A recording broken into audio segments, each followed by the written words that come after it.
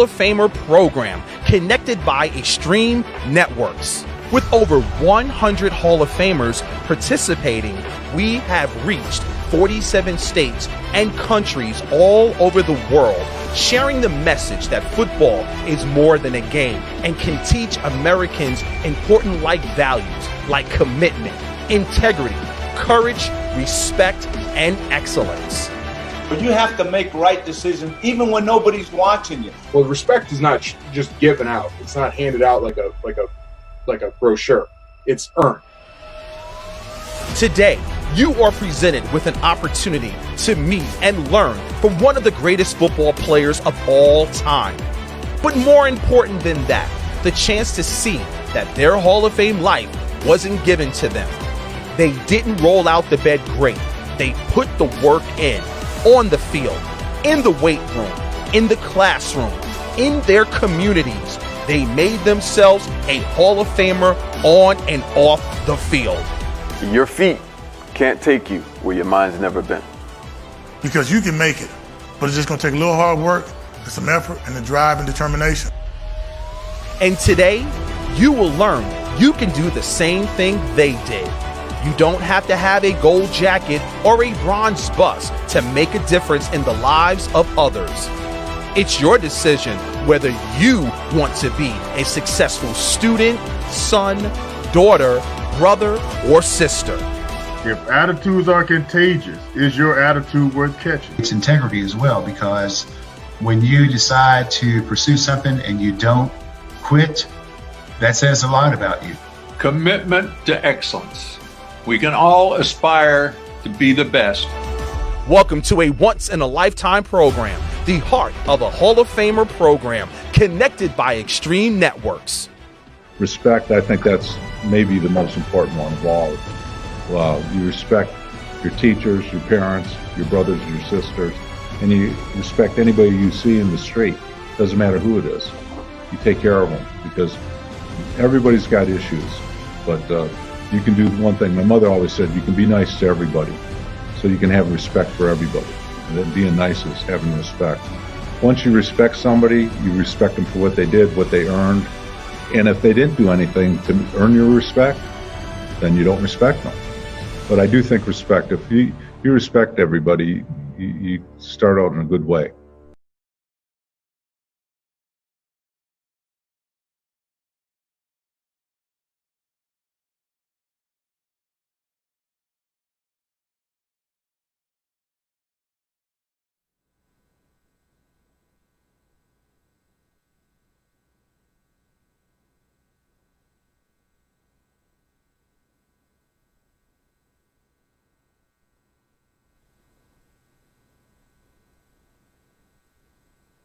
Tuning in with us today, so we are excited to have everybody here. Our mission here at the Pro Football Hall of Fame is to honor the heroes of the game, to preserve its history, to promote its values, and to celebrate excellence everywhere. And those values we promote are those of commitment, integrity, courage, respect, and excellence, all of which I want to make our Hall of Famers great football players, because you guys have walked through the building, the greatest 354 players to ever have their fingerprint on the game, whether it's on the field, in the boardroom, in the front office. They're enshrined here in Canton, Ohio. And those values make them who they are, both on and what we're going to learn today off the field as well.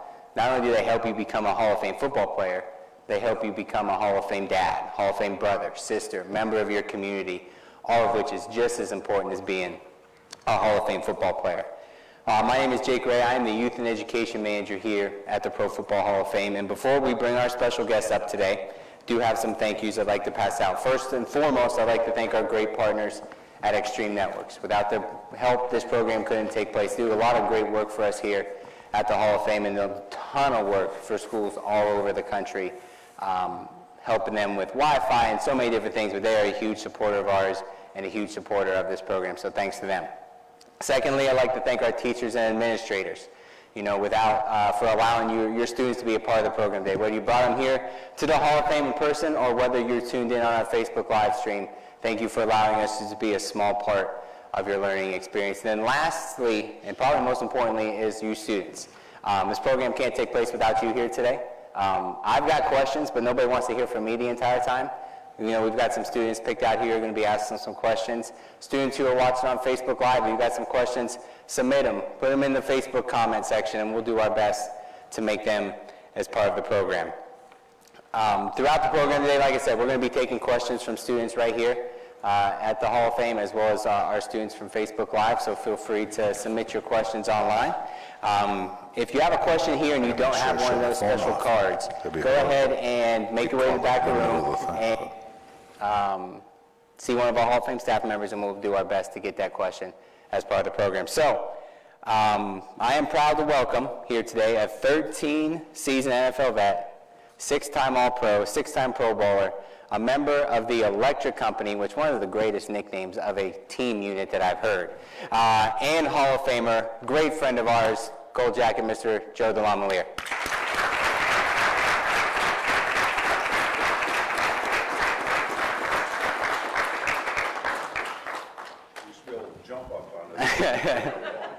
Welcome back, sir.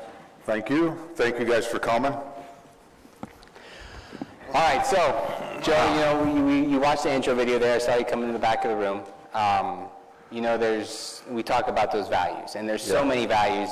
There are hundreds that the game of football teaches, and, you know, we kind of drill down to those 5: commitment, integrity, courage, respect, and excellence. For you, is there one of those that stands out as more important, or is it kind of like a football team? Do all of them play and work together? They all go together, I think, but the one that I always live by is respect.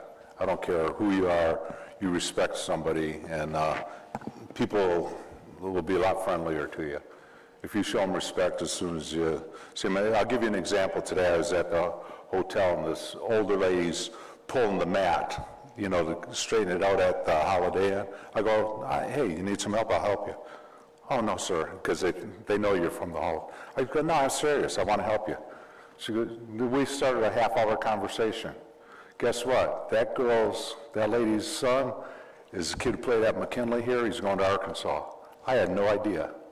And we have some people who went to Arkansas, played football at Arkansas, will help him. He's from McKinley. He's from right here, and he's going to Arkansas. God put us in places to help the most people we can. And I'm Catholic, so I go to Mass every day. I've missed the last couple because I've been up in Cleveland. But I go to Mass every day, and it's a real simple prayer. God put me in the right place at the right time to help the most people I can. I've said that prayer every day of my life since 7th, 8th grade. If some old man shoveling snow up in Detroit, I walk by, I'd go help him. Whatever. You do whatever you can to help. Now, you talk a lot of moments there off the field, which is surprising because when you think about all those examples, you know, if I was in your shoes, you know, you played 13 years in the NFL, Hall of Famer, great career, the football examples come to mind. But I think that's a great representation of how those values can help you off the field. Yeah. But looking on the field, on the gridiron, between the white lines, how do those values make you a better football player and a better teammate? Because you realize that when you get into pro football or college football, in fact, you're not there because you're that great. You're there because you had great people help you. I don't know one person who said, yeah, I made it to the NFL and all my coaches stink. Nobody says that. Somebody in your life at some point has stepped up to you and made a difference, whatever it may be, a teacher or, I know this, my best example, whoever made a big difference in my life was my 6th grade teacher. And he cared for the kids. He'd take us to the zoo. We grew up in Detroit, very similar to how you guys grew up. Wasn't a lot of money, but we had a lot of friends, went to Catholic school, and everybody go, oh, that must be tough. I go, no, the nuns grade A for athlete, B for boy, and C for co-ed. So if you're an athlete, you got pretty good grades. So it was pretty good. But I think football teaches you that there's a pecking order in life. You can say all you want about this guy's great or that guy's great. At some point in your life, you're going to run into somebody who's better than you at whatever job you take. And you realize that to get to the top, you got to do the right things to get there. And life's no different than football. Football is just better because it compacts it into like a 13-year career or 10-year career. Makes it a lot shorter. You guys are high school, you never know. I mean, let's say you saw a really nice girl, there's a lot of boys in here, you're not going to get her on the first talk to her or ever date her. just go up to her, hey, you want a date? No, that usually don't work. You got to treat her nice and treat her with respect. Then all of a sudden, then they say, hey, he's not a bad guy. Maybe I'll go out with him. But I always think of that through my whole life. Like, if you don't treat people with respect, they're not going to respect you. So bottom line, that's it. All kinds of life lessons here today. I bet you didn't think you were going to hear that when you walked in this morning. You know, you look at the game of football as a whole. You know, we talked about the values, but you think of, you know, we used to show a video here called the huddle.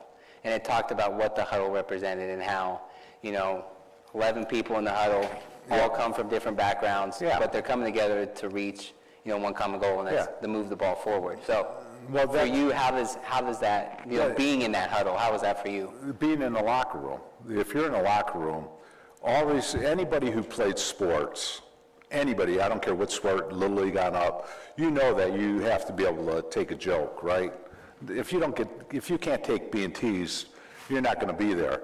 And now today's world, it's black against white. I've been in the locker room. I've never heard I mean this, I played 13 years, 4 years of college, high school. I've never seen any racial things. And we have a racial family. I have four of my own children. My wife and I, we've been married 50 years. We adopted 2 Korean boys. We raised 2 black kids and a white kid. And they all hate us because we're their parents, right? You can't tell anybody what to do. But they're all equal with us. We treat them all equal. And I've been on teams. Man, my best friend is Elvin Bethea, who was our biggest enemy. And he played at Houston. We were the best. We called at least once a week to each other. Rayfield Wright. There's so many great men that we become friends with. It never would have happened without football. Football's a great game. And I'm glad we're trying to make it safer, too, because when we played, it was not as safe as it is today. But football teaches you a lesson. And the lesson in life to me is that there's a pecking order. There's always somebody better than you. Always. All right, I think it's a good time to segue now. Let's get some questions from our students. Whoever's up first, go ahead. Step up. It looks like Peyton Manning's going first. Go ahead, state your name, your school you go to, and then go ahead and ask your question. I'm Garrett Eastep. I'm a senior from West Holmes High School. My question is, did you think you could make the NFL when you were in high school? No, not at all. No, I didn't even think I was going to get a scholarship. I'm the 9th of 10 kids. No one went to college. My dad went to 3rd grade. My mother went to 8th grade. I told my dad, hey, all these schools are starting to recruit me. I was Bo Schembechler's first recruit. And I said, we're going to get free, go to school for free, Dad. Nothing's free. They're going to take a chunk out of your butt. And he said, believe me, you're going to have to work for whatever you get. And I was the only one to go to college in my family. And I graduated in 4 years, right on time, because I took everything he said seriously. I'm not the smartest guy, but I always sat in the front of the class. Like this guy, he's not the smartest guy. Look at him. But he's a smart guy because he took the front row. He gets to be picked on. But I always sat in the front of the class, made sure I wasn't absent. When I went to college, I was scared to death that I was going to flunk out because nobody went to college. But I just applied the things I learned in football to the classroom. Be first, never be late, and try the best you can. That was my motto.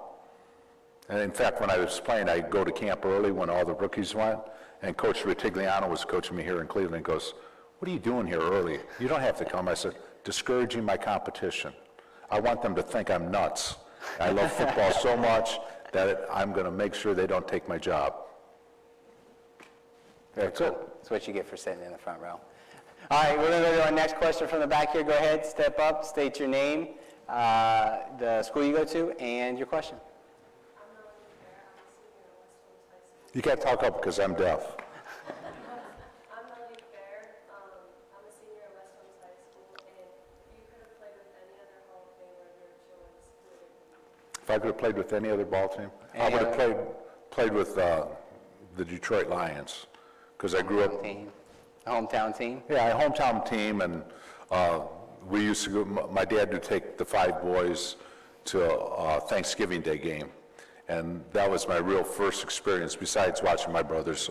They were older than me. I watched them play high school and that, but Thanksgiving Day was the biggest day of our life. My dad owned a bar, and it was closed Christmas, Thanksgiving, and Easter. and open from 7 in the morning, 2:30 at night, 7 days a week, and we all worked the bar, so all the kids. So our treat was Thanksgiving Day. My dad's taking us Thanksgiving Day game. So I'd love to have been a Lion, but never worked out. So, but that I would rather be a Lion. But I got close. Buffalo, Cleveland, close as you get. You know, we didn't show this, but part of your enshrinement speech, you talk about that special relationship. And can you talk a little bit about that story and getting to go watch that game with your dad, sit in the good seats, and then being able, then you ended up, playing in that game. I was 10 years old and I went with my dad. So we had 6 seats because the beer distributor gave my dad 6 tickets, but there's 5 brothers and then my dad. So I was the youngest boy, so my dad said, you sit with me. So my brothers, you son of a gun, because our seats were perfect. They were way up in the nosebleed, like the old Cleveland Stadium. So the Lions were playing the Green Bay Packers back then, and the Green Bay Packers are great. Vince Lombardi, Bart Starr, all them. So the Lions are killing them. They call it the Thanksgiving Day Massacre because they sacked Bart Starr 10 times. I was 10 years old and I go to my dad, Dad, I'm going to play in this game someday. I swear to God I'm going to play in this game. And my dad, if you took the F word out of his language, he'd been a mute, but not at home. He never would use that word, but he would, he goes, when you do, I'll be here. I'll be at that game. Well, guess what? 1976, we played the Detroit Lions on Thanksgiving Day with O.J. Simpson, but my dad had a heart attack the week before, or 2 weeks before, so he couldn't go to the game. So I'm playing, I had like 100 tickets to the game because we had so many relatives. O.J. breaks the record. He rushes for like 275. And I asked Coach Ringo, who was my coach, I said, Coach, make sure you call some sweeps so the TV guy will say my name at least. So they were mentioning it all through the game. They're running a sweep, running behind DeLamielleure, he's great, blah, blah, blah, blah. So anyhow, come out after the game, O.J. broke the record. And my dad's at the game. He checked himself out of the hospital and came to the game, and the doctor said, if I would have kept him in, he would have died. He said, so we let him go to the game. And the day of the game, he checked himself out. Then he was down by the locker room, and all the guys were saying, hey, your old man's out there. So I go, Dad, what the heck are you doing? He said, I told you I'd be here, you little son of a gun. And he said, I'm here, and so are you. So then we went and had Thanksgiving at the bar with all my family, and best day, probably the best day of my life, actually, other than having my kids. That was something, because I said something that actually happened. Most people never happens to them. So, but it was great. Very cool. Very cool. All right, we're going to go to our next student. Go ahead, step up to the microphone, state your name, your school, and then go ahead and ask your question. I'm Elena Guy, and I go to West Holmes, and I'm a senior. What was your welcome to the NFL moment?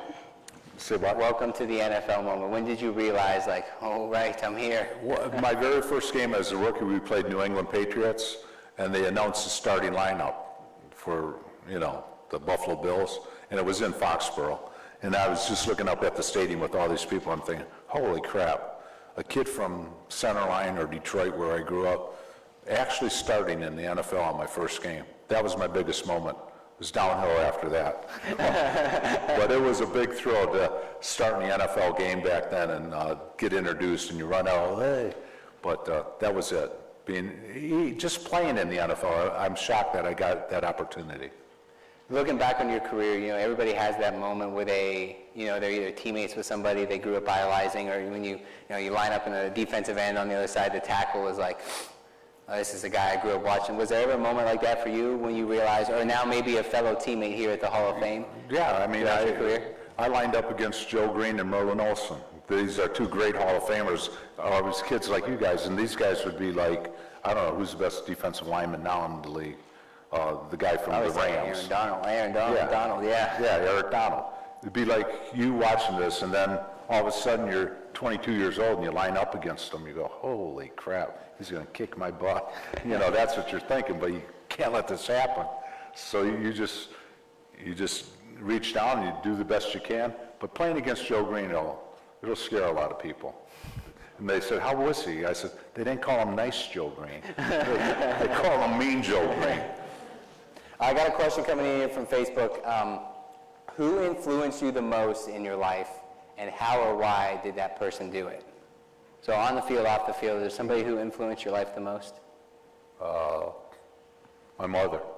She was a little lady. She's like 5'1", 10 kids, and she never would waver off church, stuff like that. She didn't have it. We had one bathroom, no lock, with 10 kids, no shower, just a tub, no washer, no dryer. We'd walk the clothes down to the laundromat, and she never batted an eye. Like, she was the worst cook ever. Mom, what's for dinner? Mustard or peanut butter and jelly. I don't like that. Well, maybe you like jelly and peanut butter better. You're going to eat that. Stuff like that. And you just learn to grow up and accept what you can change. My mother did always say, change what you can, but accept what you can't change. And I kind of live by that. It was kids are good. You guys would have a ball in my house. My wife would be yelling at you. You grow up and don't be like your father. That's because I played with the kids all the time. And my wife and I went to first grade together. So 12 years and good girl. I always tell everybody, she's very nice, real nice nurse, all that, but she's blind. She thinks I'm good looking. So don't say anything. Just let it go. But, How did the things you learned from her translate to your career on the field? Because, you talk about... Off the field or on the field? On the field. First of all, she was always praying, so was I. Like, God, don't let this guy hurt me. Or hurt Joe Ferguson or Brian Sipe.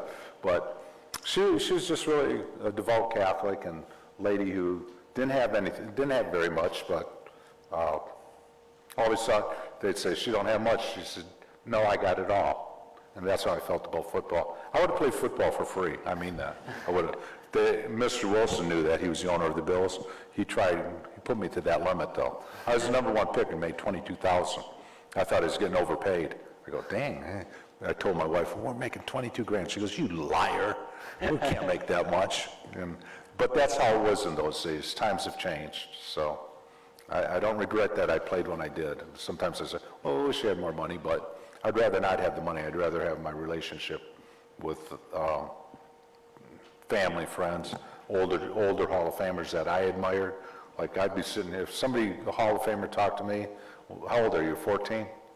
17, you look so young. No, but 17 years old, somebody, a Hall of Famer is talking to you, and then 10 years later you're playing against them. It's a pretty incredible story. It is. All right, we're going to go back to the back now for our next question. Go ahead, state your name, your school. Hey, if I'm talking too long, go like this. And go ahead, state your name, your school, and ask your question. I'm James Barr. I'm a senior at West Holmes. What was one moment in your life when your character was tested, and how did you get through that? That's easy. I flunked my physical. When I went to Buffalo, I hadn't signed my contract. You have to take a physical, and the doctor at the in Buffalo said, well, he can't play. You got an inverted T wave in your heart. So I didn't sign a contract. Not that we were making that much. My wife was pregnant, and we didn't have to get married. She got pregnant when we were in school at Michigan State, and I'm thinking, God, I got one kid. I thought I was going to be rich. Now I have anything. So I said to my wife, now what? She goes, no big deal. You're probably going to be a coach. You weren't meant to play. That was when I really had to dig down and say, you got to suck it up and get tough, And then when I was about 1987, 2 years after I quit football, I got scammed by a guy, and we lost all of our football money. We went to zero with 9 kids in the house, and I asked my wife, now what?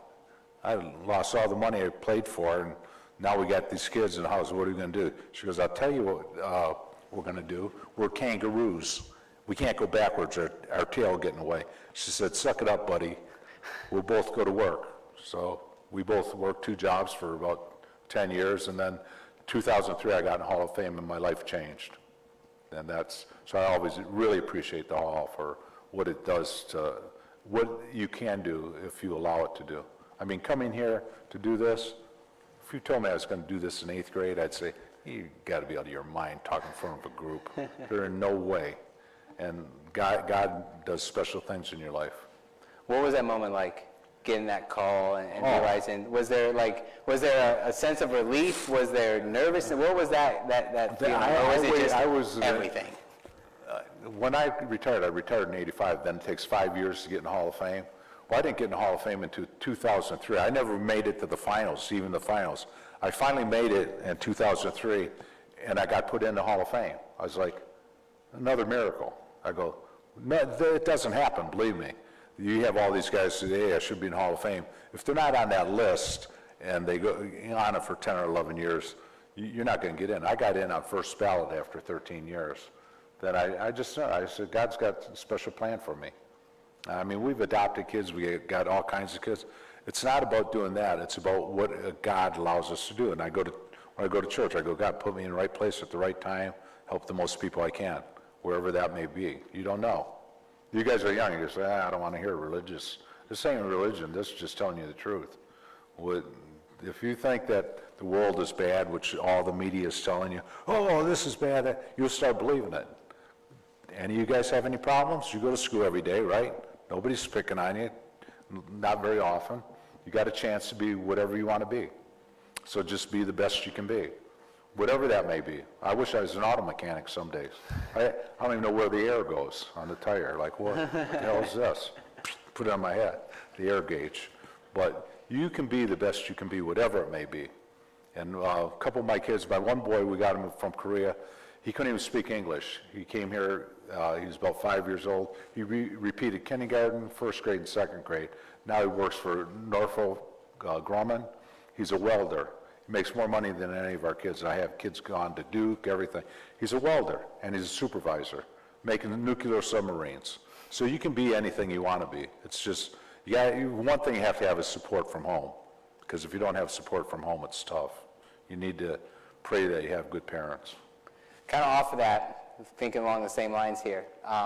First Hall of Famer to congratulate you when the news broke that you were in the Hall of Fame. Did somebody give you a call? What was that next moment like after you hang up the phone? It's kind of and amazing. News breaks? The first guy who called was Bob Kuchenberg, who's not in the Hall of Fame, should be in the Hall of Fame, and we played the same position. He should have been in before me.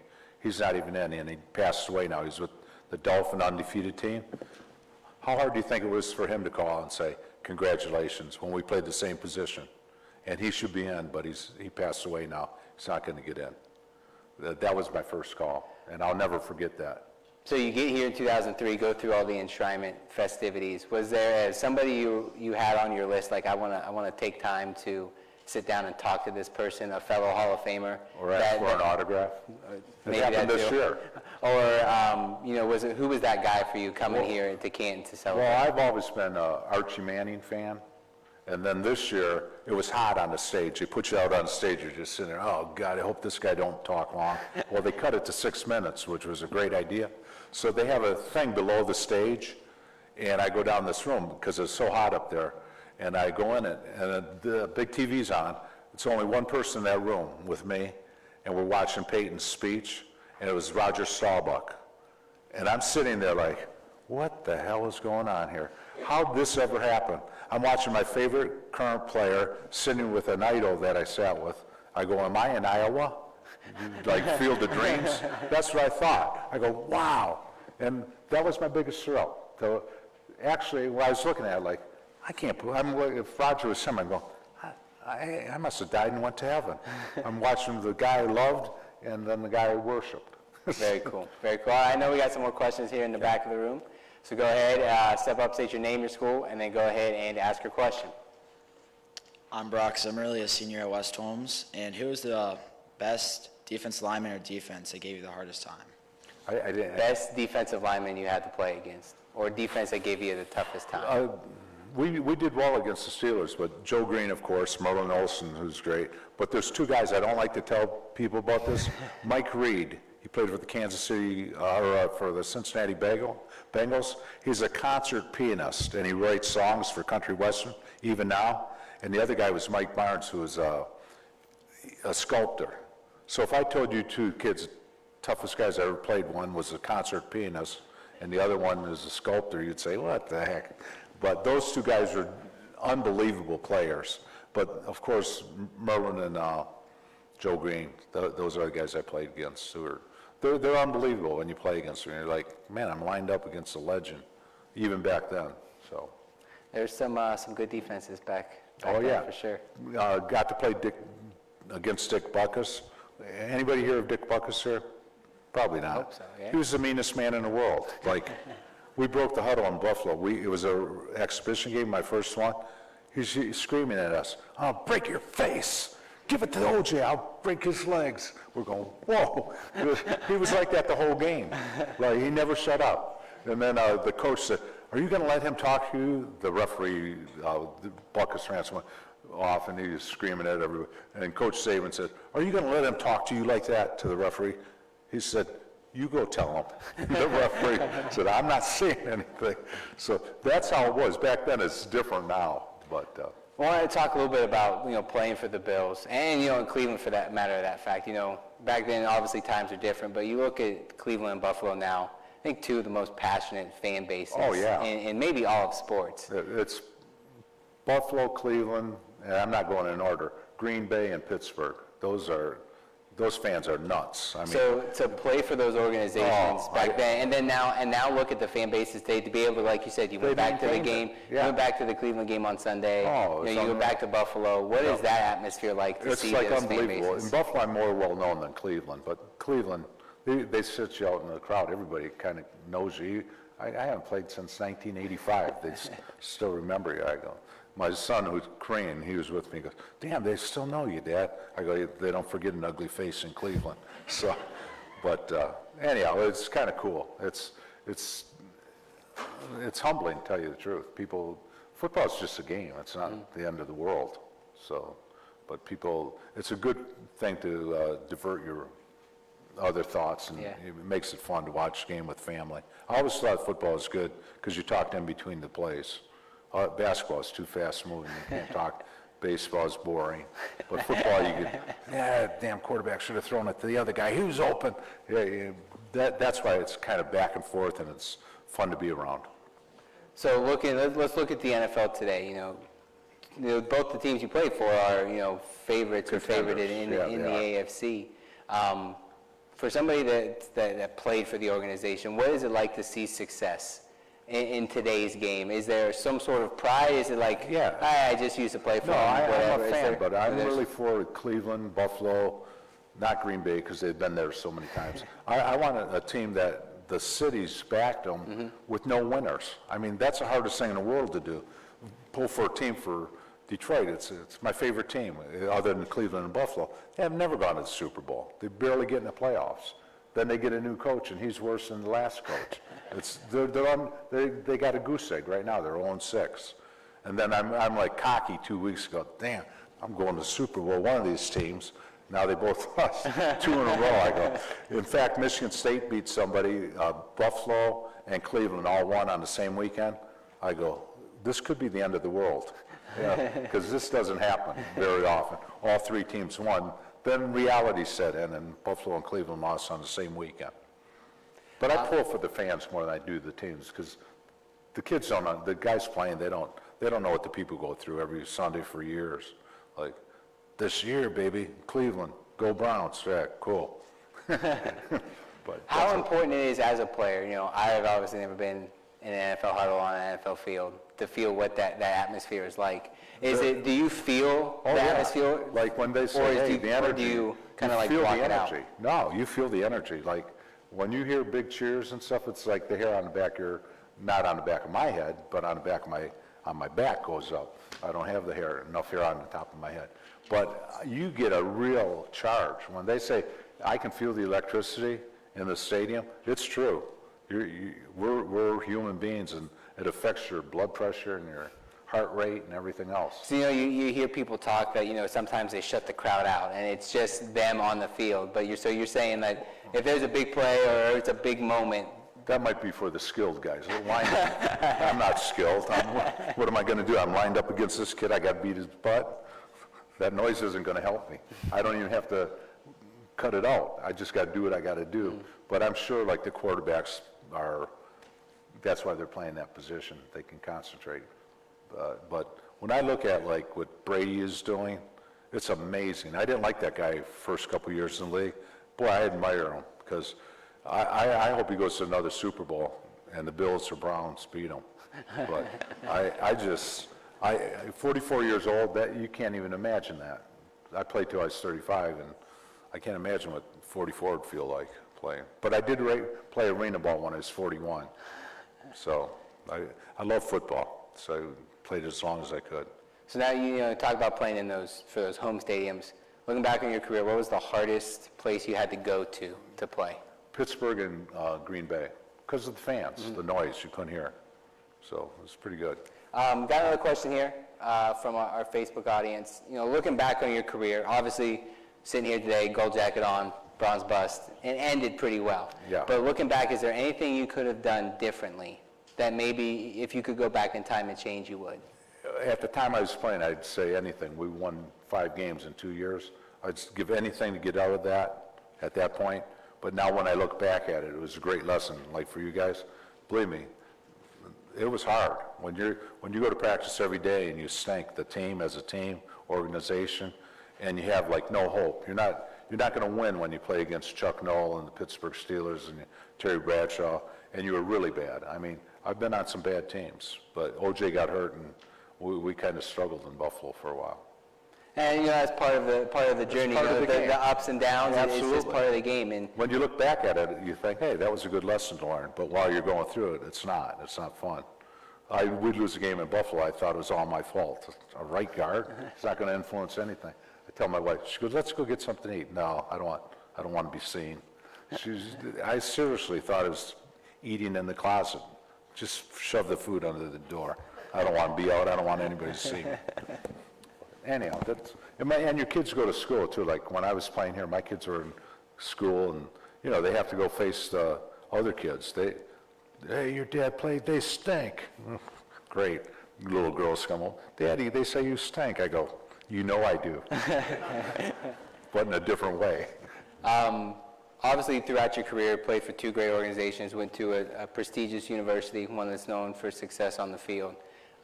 Looking back on your career, both in college and the pros, do you have a favorite teammate? I know you probably hard to pick out one or two. Yeah. But looking at college, favorite teammate from Michigan State. My college roommate is John Shinsky, and we have an orphanage. We bicycle from Michigan State to Matamoros, Mexico, and we have an orphanage down there. And we got 63 kids in there right now. And John was an orphan. He grew up in Berea, his boys' home, and he got out when he was 16. Guys, he didn't even have a 600 SAT. I don't know if you still take the SAT. His was like 630 combined. And they said, what is that, English or math? And he said, total. So he came on probation. They let him in. Now he's a PhD. He turned his whole life around.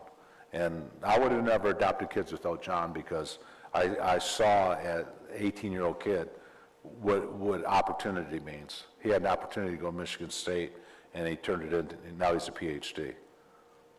But it's a pretty amazing story. Pretty cool opportunity that football provides, right? And that's my college roommate. And my other college roommate, we had 2, was L.J. Bauer, and he became the director of the Secret Service after having a knee replacement. He's the youngest in the history of the country at age 43, and he was the director of the Secret Service under Bill Clinton. And I asked him like all this politics stuff. He goes, Joe, don't worry, the truth will never get in the way of a good story. And he said, that's politics. And that's about it. So we had the leader of the Secret Service, Hall of Famer, and a gentleman who has a PhD, and opened an orphanage. It's a pretty successful college room there. I got to thank my 2 college roommates, LJ and John. They had real jobs. I just played a game. I said, they're the real deal. They don't say, let's go work football. We go play football. And that's why I think the current players get a little confused. Hey, this isn't so good. Are you kidding me? It's not a real job. You're playing football. It's play. They don't say, let's go work football. You play football. All right, we're going to go to another student here with a card. Go ahead and step up to the microphone and state your name, your school, and then go ahead and ask your question. I'm Noah Clark from West Holmes High School, and evidently you've been successful. So I was just wondering, what has been your motivation through all the hard work you put in? And what's helped keep you going? What was your motivation to put all that hard work forward? It wasn't work. That's the point. Right there, you put all that play in front of it. You're not working when you play football, or you're lifting a weight, or you're jumping rope. That's play. Going to work is putting uniform of some sort on, police officer, fireman, doctor, I don't care, factory worker. You put on a uniform and you go and you don't get paid anywhere near what a professional athlete, and their job is actually dangerous.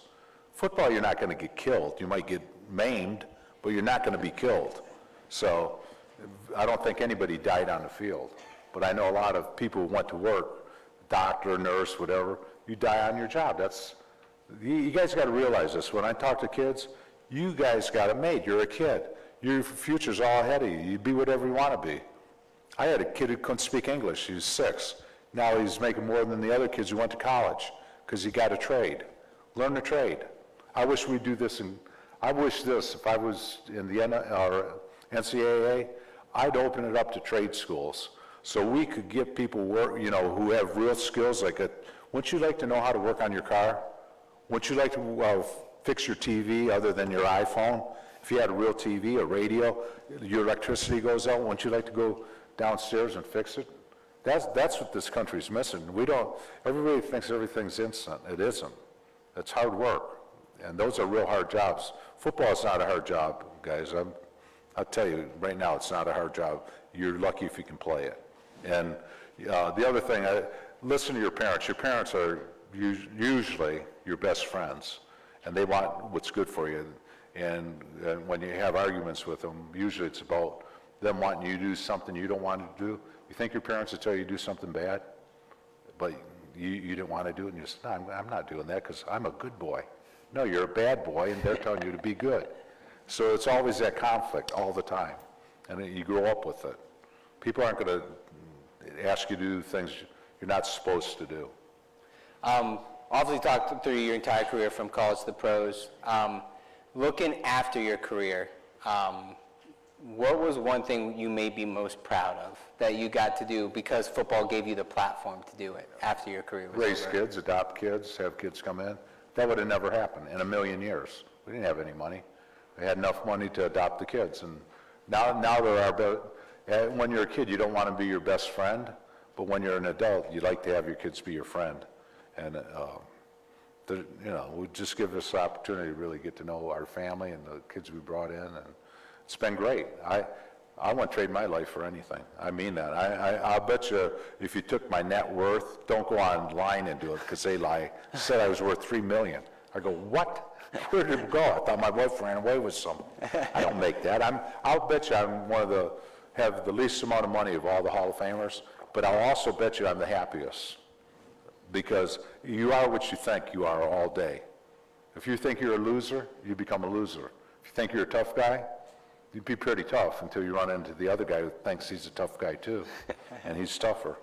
But you are what you think you are all day, including the girls. I have 6 granddaughters, 6 grandsons, and they're all doing really well. They're doing really well because we raised the kids as best we could. And don't be their friends, be their... my wife said to the one boy, gave him a bunch of rules, a Korean kid. He said, hey, Matt, and he goes, you're not my friend like my other friends' parents. She calls all the kids and, come on in. Matt finally gets it. I'm your mother. I'm never going to be your friend until you learn to respect people. So those are the things you learn as a kid. And when I coached football, we did really well. I coached basketball, girls basketball, 7th, 8th grade girls. I coached and I played it. I was pretty good, but I didn't know how to coach girls, and I didn't know all the methods of basketball. So you know what I did? I called up the best I could. I was living in North Carolina. I called up Dean Smith, who's probably the greatest college coach ever. I said, Mr. Smith, you don't know me, but I'm Joe DeLamielleure. Oh, he recognized my name. I said, I'm coaching a girls basketball team. Could I come to your practice and watch how you practice and get some tips? It was their first practice, and Montross was a freshman. He said, come to my first practice. Not only did he let me come to practice, he gave me a book to show how girls win. Make sure girls shoot a lot of free throws because they're better than boys shooting free throws at that age. And we only lost like 3 games in 3 years. Very cool. But Coach Smith said, man, I'm glad you asked. I'm glad to help anybody I can. Most people are successful want to spread it. They don't want to keep it to themselves. But anyhow. Another thing you do got a question about here after your career. You once walked, and this is legit, from Buffalo to New York to Canton, Ohio, walked it to raise some money for. Yeah, What was that all kid about? had prosthetics, so he's at Dunkin' Donuts or whatever. It was a donut place. So kid like you, like your age, whatever. How old are you? 16? This kid was like 15. And he was from Germany. He was adopted. And I go, what are you doing selling donuts out in front of Dunkin' Donuts? He stood up and he had prosthetics, fake legs. He goes, oh, I'm trying to raise money for my legs. I go, what, are you kidding me? He said, no, they cost, when you turn 18, they take away your government aid and you actually have to pay for your legs. I go, what do they cost? Like 120,000. I go, whoa. And his name was Joe. So I called Joe Horgan. I get a brain idea from God or something. Maybe we could help this kid. So I call up Joe Horgan. I go, hey, I got an idea. I'll walk from Buffalo to Canton, because in Canton, when you get in the Hall of Fame, all the locals always say, are you coming back? Are you coming back? Because a lot of guys don't come back. I said, I'll walk if I have to. So I called up Horgan. I said, look, this is about 8 years ago. I said, yeah, I'll walk. I want to walk with this kid, see if we can get some money pledged and make money for his legs. It turned out better than that. I did the walk. It was 100 and some degrees out the last couple of days. And I did the walk. I think it was 210 miles, 213 miles. I did it in 8 days, but I could have done it in 10. So I came on the 10th day. I just did the walk. I did like 21 miles a day, something like that. Anyhow, the kid got a job from Hager. They saw this advertised. They saw what I did, and the company is in Oklahoma. They called the kid and hired him. He didn't do the walk. He couldn't do the walk. So they hired him. So he was working for Hager, where they make prosthetic limbs.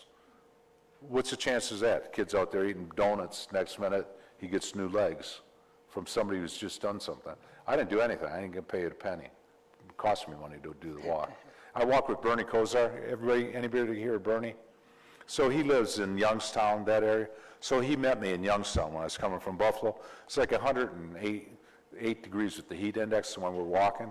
Well, I trained for this. I mean, I always trained. Bernie didn't train at all. He's got a red face, beet red face. After about 2 hours, I go, Bernie, take it in, because I'm not giving you mouth to mouth when you pass out. So he kind of chuckled about it. I said, you don't have to do it to be, I just want to support you. I said, you support me enough, get out of here. So he went back in the air conditioner car and went home. How important was it for you to use the game of football and use that platform after you retired? And So do you feel like it was not only like you were obligated to, but did you feel like, this is my job, is to use the game of football to grow it? Yeah, I think God, I'm a big believer in God. I think God puts you in a place for a reason. So I try to do the best I can. I know he didn't put me in a reason to be a jerk and, beat people up and that. You want to help people. And even in high school, I was always a teacher's pet. Kids always, teacher's pet. Screw you. But I learned respect when I was young. And also, I'm the 9th of 10 kids. You learn pecking order. Everybody's older than you. They're smarter than you. They can beat you up as a little boy. But then my brothers were real smart. Once I hit high school, I got bigger. They said, come on, buddy.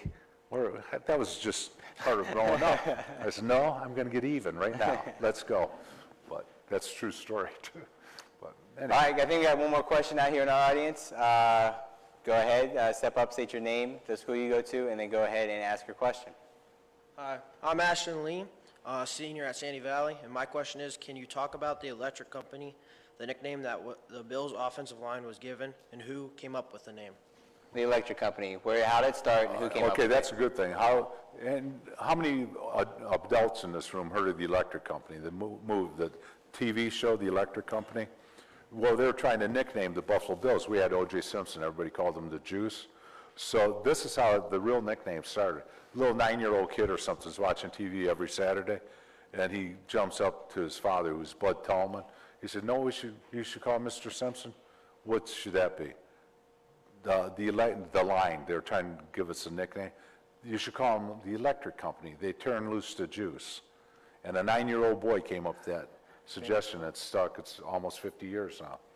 Does that create, because you hear like the Purple People Eaters, you know, It's the like 12, we're the the Legion first- of Boom. Yeah, Does that create camaraderie? Does that bring we everybody always together? had camaraderie, but when we got nicknamed, and then OJ bought us gold bracelets, like $2,500 gold bracelet in 1973, it was like, man, it was a big rock with a football and your number on it, and then on the back, we did it the juice. So he gave it to me. I'm really dressed up today. My kids say if I dress up in matching Under Armour, I'm going to a wedding or a funeral. I don't dress up, and I never have. So I look at the bracelet and I go, hey, Juice, could you buy me a car? I said, where in hell am I going to wear this? A white guy walking around with a gold chain. I said, they could kill me for this. But we all laughed about it. It was funny. But strange thing about that gold bracelet, we're trying to raise money for the retired guys. So we were down with Coach Dicka down in Miami. I said, here, take this bracelet, auction it off. I don't care. We'll give it to somebody. Gave the bracelet down in, it was in Miami at the Super Bowl. And they had it locked up in a room. Guess what? Guy comes, knocks on our door. My wife and I, we thought somebody got killed in my family or something. Who's knocking at your door at 2:30 in the morning? Guy standing, Joe D, we got really bad news. What's the news? Somebody stole that bracelet out of the room. I said, they stole that bracelet? I said, you woke me up to tell me that? I thought one of my kids died or something. I said, they'll find it, or whoever took it, took it. I gave it with the right reason to give. They stole it for whatever right reason they did. But I've always felt that way about stuff. Things happen for a reason. I don't know.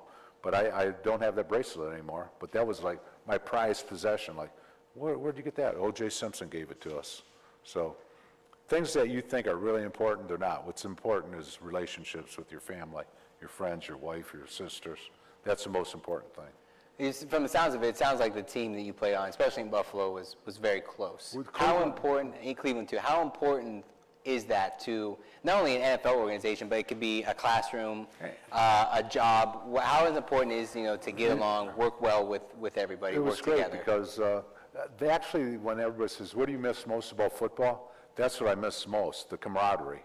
The games were great, but believe me, it was a lot more fun pulling jokes on the guys and, playing pranks on them and things like that. Yeah, then you go and play, but that's what I miss. I miss the camaraderie, but I'm lucky because we've all stayed in touch for all these years. Like I got so many people on my cell phone, you won't believe it. Like really famous people. I go scroll through my thing. O.J. Simpson, Eric Dickerson, all these great players. I was up here today, Musa Muhammad. None of you guys heard of him, but he played for a long time. He's a Michigan Stater. He's in Charlotte. He called me, hey, Joe, I got your number. Man, we haven't talked in so long. I only met him once, but he's a Michigan Stater. He had no idea I was at the Hall of Fame. And that stuff happens all the time. But you can expand your friendships by the more you give. The more you get, the more you give, the more you get. And I'm not talking money. I'm talking about time and being courteous and paying attention to your teachers and all that. Think your teachers have good? They're the most important people you're going to meet. You might not think that, and maybe they're not like that today, but they were when we were kids. They made an impact on your life forever. Everybody can tell you your favorite song, right? Everybody got a favorite song? Everybody, raise your hand if you got a favorite song. Man, you must be boring as heck. You don't have a song? Can you dance? Everybody's got a favorite song. Everybody's got a favorite friend.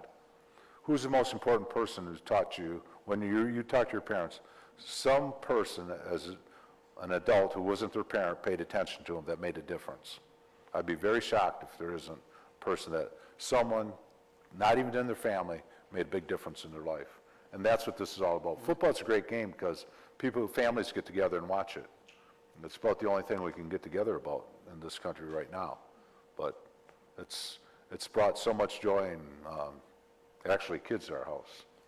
So, we got time for one more here. So before we get to that first, I have Mr. DeLamielleure here on my paper, but he told me not to call you that. So, Joe D, thank you so much for coming to Don't Canton say today. DeLamielleure. We can't even spell it. Your second home, as we like to call it here in Canton, Ohio. Take a look at the bronze bust. Yeah. We always appreciate you coming back. But before we leave today, last question, and we like to end all programs like this because it's a good way to wrap everything up. So much great advice today, whether it be on the field, off the field. But everybody in here, everybody watching online today, if you could leave them with one piece of advice or one nugget of information, what do you want them to leave this room with today? That's hard to think of. The most important thing. I don't want to sound religious, but I pray every day. I get up every day and I just say that same prayer over and over. I go to Mass, which a lot of people don't even know what Mass is.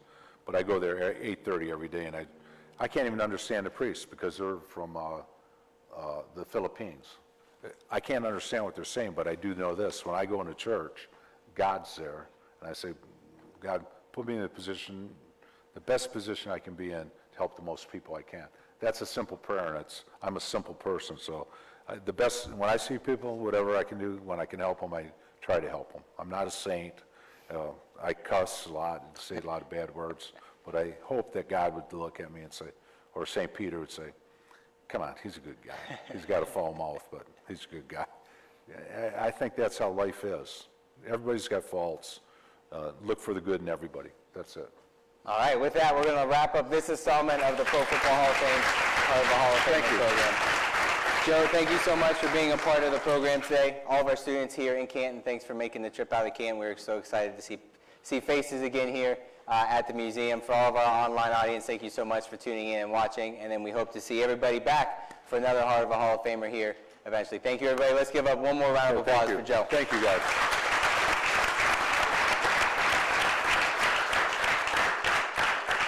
I used to be able to jump off this stuff, not anymore. Got to walk. Anyhow, hope